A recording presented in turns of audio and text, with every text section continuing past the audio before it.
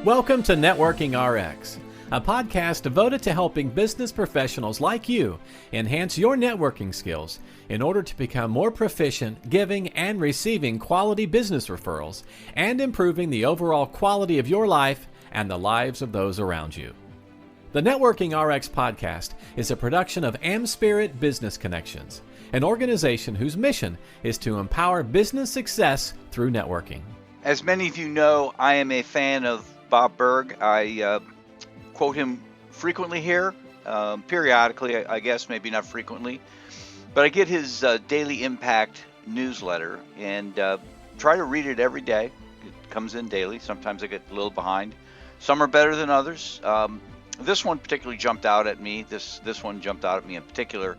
Came several weeks back, but he was talking about how we view the world. And for those who don't know, Bob Burg is an author, Hall of Fame speaker, wrote the book The Go-Giver, just a wonderful individual. But at any rate, in this particular Daily Impact newsletter, he talks about, you know, how some people focus on seeing things that are wrong in the world and other people try to see where they can make a difference. And he provided a quote. He says, and this quote's from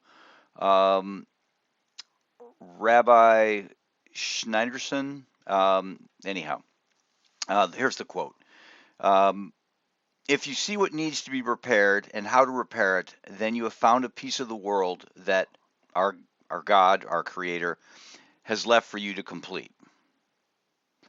But if you only see what is wrong and how ugly it is, then it's yourself that needs repair. Essentially, that if we look around and we see the things that are wrong and we're doing nothing but just complaining, we need help. You need help. Times I need help. And so we need to be the person who is looking for things in the world, big and small, that we can fix. And that's really our role. Now, I know a lot of people will say, well, what could I possibly do? You know, little old me, you know, how can I make a difference in the world? And, you know, when I talk with groups about adding value and contributing to the world and giving to others, that's a topic that comes up from time to time. You know, geez, I'm between jobs, you know, I'm just getting started in business. I don't feel like there's anything I can do. And I'm always of the mind that that's a cop-out. There's always somebody younger than us. There's always somebody who's got less than we have. There's always somebody that we can help. And, you know, looking back when I was first starting out, you know, when I had a day of experience, I had one more day experience than the guy who was just getting started or the woman who was just getting started. So, you know, we all have something that we can offer. But as I was reading Bob's Daily Impact, it made me reflect upon a Cyblog article I had read just days earlier, really. And the title of it is The Secret to Making the World a Kinder Place in 5 Seconds. And this all plays into our relationships and what we can do to impact the world. And so they talked about this study, and it just wanted to show just the impact of small acts of kindness, random acts of kindness. And, you know, the subtitle is What Happens After You Hold a Door Open for Someone Might Surprise You. And so what they talk about in the study is that random acts of kindness, simply holding a door open for somebody, this was the entire study. What they did was they just didn't stand at the door holding the door open for people like they were a doorman, but they would walk ahead of people and stop and hold the door. And then from there, they would do different things. One of the things they did was they would accidentally on purpose drop a bunch of pens and see what the person did who had the door open for them. Now, they had different iterations, did different sorts of things, and they often do in these studies. They want to, you know, test different things. But it wasn't just opening the door for somebody, it's how the door was opened. And so one way to open the door would be just open the door, keep your head down, not acknowledge the person. The other way to open the door would be to open the door, make eye contact with the person, and smile. And what they found, um, well, just generally, researchers found that 50% of the people would display gratitude if a person held the door open for them. Just, say thank you, which, is, it might seem like, oh, of course they would. It doesn't always happen. Um, I'm I try to routinely hold the door open for other people, um, and sometimes you get nothing. And you know what? I don't care. I'm not there to get a thank you. I'm just holding the door open. I can control me, and that's all I can control. Uh, um, but 50% of the time, people will say thank you. I'm gonna start to notice this now. I'm gonna start to maybe not keep an official tally, but just I'll notice. But it that 50% went up to 84% if the door holder made eye contact and smiled. So if I'm just holding the door open for somebody, we don't, my head's down, I'm not looking at them, I'm just holding the door open, them, minding my own business. 50% of the time they're going to say, express gratitude, thank you. In fact, thinking about it the other day, I was walking into church of all places, and held the door open for someone, and um, they went ahead and I was holding. There were a series of elderly people. Not that I'm terribly young, much older than me, and I just waited and held a door open for a series of them, and then the last person through waited and held the next door. There were double doors, second set of doors. Held the door for me, which I thought was nice. I remembered it obviously.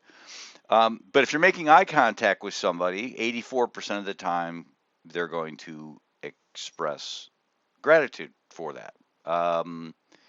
And so the researcher, Dr. Glenn Fox, says small favors can have a sizable influence on our behavior, inspiring us to spend energy to help others and lending credence to the idea that we have a drive to pay it forward. In other words, we have a drive that if somebody does something for us, we need to do something for somebody else. And that's something that has been shown and continues to be studied, and this is part of that study. So one of the things they were paying attention to was, do people say thank you? I'm holding the door. They say thank you. 50% of the time when the door is held, they say thank you. 84% when the person holding the door goes the little bit of an extra mile and makes eye contact and just smiles. But some other things that they did just to kind of illustrate this, illustrate the power of this, the power of doing small things. We talk about, changing the world and making the world a better place, and how, these small things can really have an impact. Um, in one aspect of the study, what they did was the researcher, the person holding the door for unsuspecting participants, and again, the person holding the door is not waiting there just to hold the door, walking ahead and just, oh, I'm going to hold the door for this person coming in. Um, and what the experimenter did was, as they say in the paper here, accidentally, on purpose, drop some pens to see if the recipient of the small favor would pay it forward. And of all the participants in the study, when the person holding the door made eye contact and smiled, 64% of those people helped the experimenter pick up pens. Um, but if if the experimenter, I'm trying to get my numbers right here, but if the experimenter held the door and didn't make eye contact, it was only 19%. So roughly 20% of the time, if eye contact wasn't made, when there was a accidentally on purpose little mishap where a series of pens, a number of pens were dropped, the person would help. But there was over a threefold increase if they made eye contact and smiled. And so it goes to show you the power of these little small acts, and we can make a difference in the world. We can make a difference in the world just with little things that we do. And these are with strangers, right? So let's expand this, or let's extrapolate this to the people that we know, the people who are in our lives, the people, our vendors, the people who are our employees. We have lots of our family. How small acts might impact them, right? It can be lots of little things. Neighbors, taking in their trash cans. Knowing, I think of my neighbor, Dwayne Hall. Shout out to Dwayne. This was probably 15 years ago. We were just in a really busy patch, my wife and I, kids going everywhere, and he mowed my lawn. He mowed my lawn. He probably won't admit to it, but not the whole lawn, but the front part of the lawn. Our house sits back from the street, and there's a little bit of woods that people can't see the rest of the house. But the front part that out of the street was getting kind of long, and he just, he had a riding mower. He's just like, I'm going to mow it. And he probably didn't think anything of it. He was probably just testing out his mower. He could get the thing up to full speed, but he mowed it. And it's just one of those things that I just will always remember. And if I have an opportunity, I'm going to repay that. I just think he's a great person. So, anyhow, you can have an impact on the world. You can have an impact on your network just through small things, small little things. A smile helps, eye contact helps, but just small little things can make a huge difference with respect to how the world around you operates, and you have impact on it. So go make impact. Thanks for joining us on the Networking RX podcast. Please put what you've learned into action today, and let us know if you have questions, comments, or ideas for future topics. You can email them to us at podcast@amspirit.com. That's AmSpirit.com. Finally, so you never miss an episode, be sure to subscribe to the Networking RX podcast through iTunes, Overcast, or however you receive your podcasts.